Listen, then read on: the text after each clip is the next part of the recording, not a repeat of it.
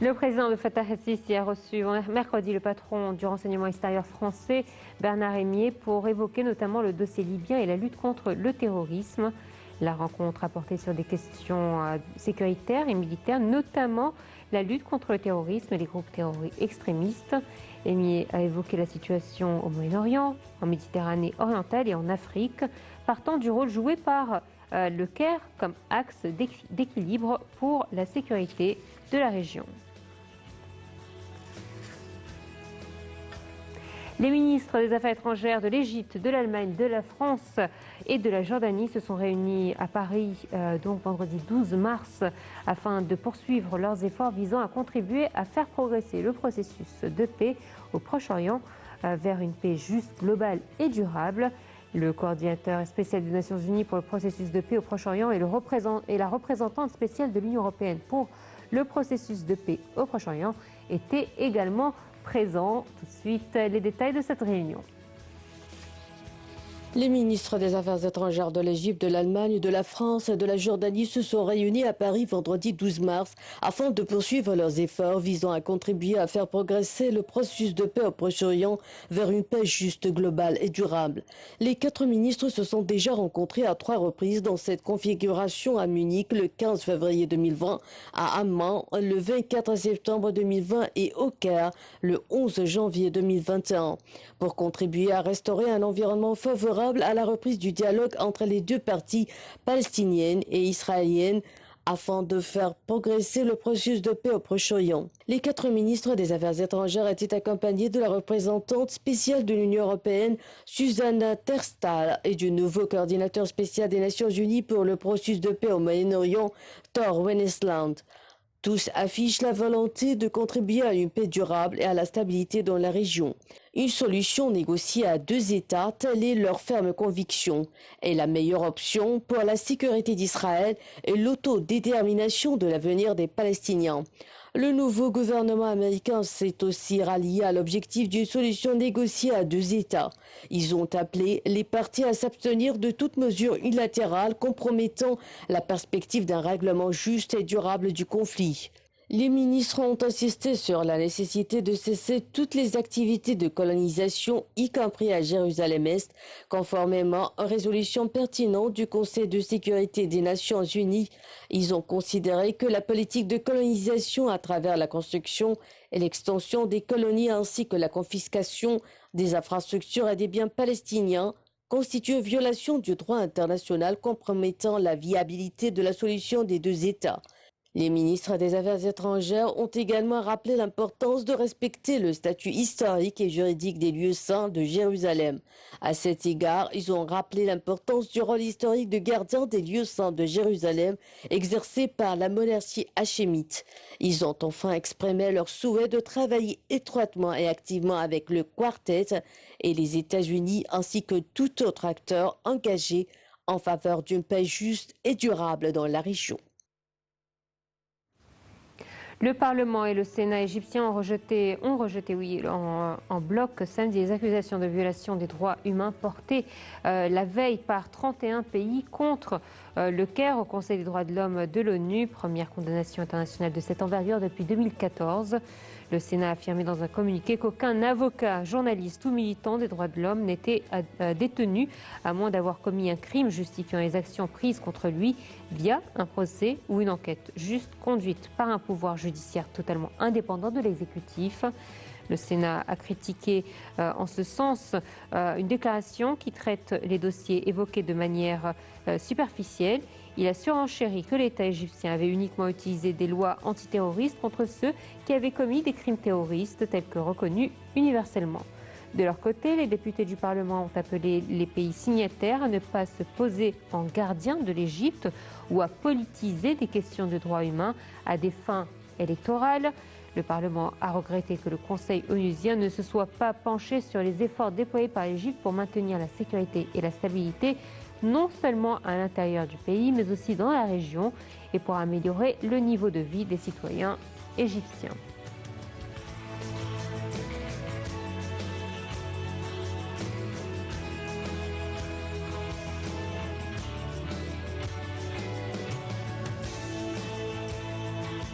Et le Caire a accueilli du 13 au 14 mars la 31e conférence internationale du Conseil suprême des affaires islamiques organisée par le ministère égyptien des AOF sous le thème Dialogue des religions et des cultures. Retour sur cette conférence. Le ministre des Waqf, Mohamed Mokhtar Goma, a représenté le Premier ministre Mustafa Madbouli à l'inauguration samedi 13 mars de la 31e conférence internationale du Conseil supérieur des affaires islamiques qui se déroule sur 2 jours. Parrainée par le président de la République Abdel Fattah al-Sisi, l'édition 2021 est tenue sous le thème « Le dialogue des religions et des cultures ». Le ministre des Waqf a indiqué que ce thème a été choisi pour répondre à une recommandation du chef de l'État pour organiser un dialogue international visant à ancrer l'idéologie du dialogue humanitaire. Plus de 35 pays participent à la conférence au cours de laquelle plus de 30 documents de recherche seront traités.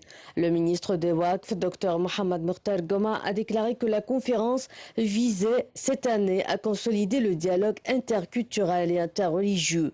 Il a rappelé à cet effet que le dialogue interreligieux était un enjeu pour notre monde actuel, un monde divisé et fragmenté où il devient urgent pour résister à la violence de retrouver ce qui fait notre commune humanité, quelle que soit notre origine ethnique ou notre appartenance religieuse. Il s'agit donc de travailler à un vivre ensemble fraternel où chacun puisse avoir sa place, ajoute-t-il. Dans cette optique, le ministre a précisé que le dialogue exige la compréhension mutuelle, d'où l'importance de la traduction en différentes langues. Aussi, le ministère des Waqf porte-t-il de grands intérêts vers la traduction de ses publications en plusieurs langues étrangères et à l'envoi de prédicateurs et d'imams qui maîtrisent des langues étrangères vers les différents pays à travers le monde pour expliquer les préceptes de l'islam et corriger les idées erronées imputées à cette révélation divine basée sur la tolérance, la paix et le respect d'autrui. La conférence abordera un certain nombre d'axes importants, notamment le concept de dialogue et ses objectifs, le dialogue et la vie privée de l'autre et l'impact d'un dialogue constructif dans la lutte contre le terrorisme. Justement, l'inclusion de l'initiative Videscend dans la plateforme des partenariats de l'ONU pour le développement durable met en relief son importance. L'occasion de revenir sur les acquis de la première phase et les objectifs de la seconde, lancée en mars. Le point dans ce commentaire. Les Nations Unies vient d'inclure l'initiative présidentielle Videscend dans les projets de la plateforme de partenariat pour les objectifs de développement durable de l'organisation. Dans son rapport, l'ONU a salué sa contribution à atténuer les effets négatifs de la pandémie du Covid-19 en améliorant le niveau de vie des sociétés rurales les plus nécessiteuses, en créant des offres d'emploi et en fournissant les services essentiels et les aides aux familles défavorisées. Un intérêt particulier accordé à ce projet national, comme l'indique la ministre de la Planification et du Développement Hala Saïd, qui a déclaré dans un communiqué que sous les directives du président Abdel Fattah al-Sisi d'étaler au niveau mondial l'importance de l'initiative en tant qu'une des initiatives internationales visant à localiser le développement durable aux sociétés rurales, son ministère avait présenté une demande de l'intégrer dans la plateforme des grands projets de développement durable de l'ONU. La ministre s'est félicitée que l'adoption de cette demande représentait une reconnaissance onusienne du rôle pionnier de l'Égypte dans la réalisation des objectifs de développement durable dans les communautés rurales que représente l'initiative, dont 17 des objectifs sont conformes à ceux du développement durable de l'ONU.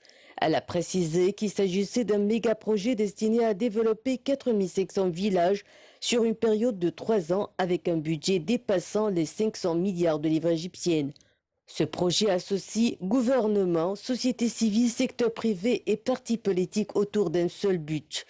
D'après les responsables de l'initiative Videscend auprès du ministère de la Planification, cette initiative répond aux critères de l'ONU dans la mesure qu'il s'agit d'une initiative ayant des objectifs précis, mesurables, réalisables, dans une période déterminée, exécutée par des ressources disponibles et contribuant à la mise en œuvre du plan de développement durable 2030. D'autant plus que ces objectifs sont dans leur majorité en conformité avec les objectifs du programme de l'ONU pour le développement durable. Parmi ces objectifs, la localisation des objectifs de développement durable dans les sociétés rurales, la réduction du taux de pauvreté de 14% comme l'envisage l'initiative, l'élimination de la faim, l'amélioration de la couverture sanitaire de 18%, la qualité de l'éducation de 20%, ainsi que la fourniture des services élémentaires dont l'eau potable et les réseaux du drainage sanitaire. À cela s'ajoute la réalisation d'une croissance économique via des projets de développement en créant des milliers d'offres d'emploi en mesure de réaliser l'autonomisation économique des habitants. Ainsi, après la réussite de la première phase de l'initiative lancée en juillet 2019 par le président Abdel Fattah el-Sisi et qui a couvert 375 villages, la deuxième phase a démarré le 1er mars et devrait être achevée en 2024. Elle concerne 1500 villages dans 20 gouvernorats avec un nombre de bénéficiaires total de 50 millions d'individus. Le plan de cette phase est plus inclusif au niveau des objectifs de la zone démographique et des participants comme l'indiquent les responsables. Ils affirment que dans cette phase, l'initiative accorde la priorité au financement des petites et moyennes entreprises ainsi qu'aux micro-entreprises, à la prestation des services sociaux, éducatifs et culturels. Les ministres de l'énergie de la Grèce, de Chypre, d'Israël, de l'Égypte, de l'Italie, de la Jordanie, mais aussi de la Palestine se sont réunis mardi dernier au Caire pour la 4e réunion ministérielle du Forum du gaz de la Méditerranée orientale, la FGME, et ont accueilli la France comme nouveau membre du Forum et les États-Unis comme membre observateur. Je vous propose d'en voir les détails dans ce commentaire. Les ministres de l'énergie des États membres du Forum du gaz de la Méditerranée orientale EMGF ont annoncé mardi que la charte du forum était entrée en vigueur. L'annonce a été faite lors d'une réunion au Caire des ministres de l'énergie des pays fondateurs de l'EMGF, basés au Caire, à savoir l'Égypte, Chypre, la Grèce, Israël, l'Italie, la Jordanie et la Palestine, selon un communiqué du ministère égyptien du pétrole et des ressources minérales. Les pays membres de l'EMGF ont réaffirmé que le dialogue structuré sur la politique du gaz naturel était leur principal objectif stratégique et ont indiqué qu'ils poursuivraient leurs efforts en se fondant sur les droits des membres, sur leurs ressources naturelles qui sont protégées par le droit international. Les ministres ont souligné que le forum servirait de plateforme pour un dialogue systématique sur les politiques liées au gaz naturel, en notant que l'EMGF contribuerait aussi au développement d'un marché régional durable pour le gaz. Le forum vise également à maximiser l'utilisation des ressources gazières dans la région de la Méditerranée orientale à travers le plein respect des droits de ses membres sur leurs ressources naturelles conformément au droit international, indique le communiqué. Au cours de la réunion, les ministres ont aussi approuvé la demande de la France de rejoindre le forum en tant que membre et celle des États-Unis en tant qu'observateur. Le forum a été créé en janvier 2019 pour renforcer la coopération entre les États membres, créer un marché régional du gaz, optimiser le développement des ressources, réduire le coût des infrastructures, offrir des prix compétitifs et améliorer les relations commerciales. L'hydrogène vert représente une des solutions les plus attendues dans la transition énergétique entre le stockage, la production d'énergie et le remplacement de certains hydrocarbures. Les usages sont nombreux et l'Égypte ne manque pas de s'y intéresser. Je ne vous en dis pas plus, voyons tout de suite ce compte rendu. De coopération avec le groupe belge DEME pour le développement de l'hydrogène vert. Les deux partenaires démarreront en vertu de cet accord des études pour la production de cette nouvelle ressource qui permettra de résoudre le problème de l'intermittence des énergies renouvelables. DEME choisira les meilleurs sites du pays capables de devenir des centres pivots de production d'hydrogène vert. Selon les diligences menées par la compagnie, l'Égypte dispose d'un emplacement privilégié et bénéficie de ressources renouvelables, éoliennes et solaires notamment abondantes. Présent lors de la signature de l'accord, le Premier ministre Mostafa Madbouli a affirmé qu'il entre dans le cadre de la politique nationale visant l'extension du marché des énergies renouvelables. Le pays compte d'ailleurs actualiser sa stratégie énergétique nationale afin de l'inclure dans ses prévisions. Il a d'ailleurs récemment signé avec Siemens un accord pour explorer la piste de cette ressource énergétique. La course vers l'utilisation à grande échelle de l'hydrogène s'intensifie sur le plan mondial. Les États-Unis se sont donné pour objectif une commercialisation le plus tôt possible, alors que des pays comme l'Arabie saoudite et la Chine se sont fixés pour date butoir 2025 pour cette commercialisation. En attendant, les experts prédisent pour la ressource qui est encore relativement onéreuse, une baisse de coût semblable à celle connue par les énergies renouvelables.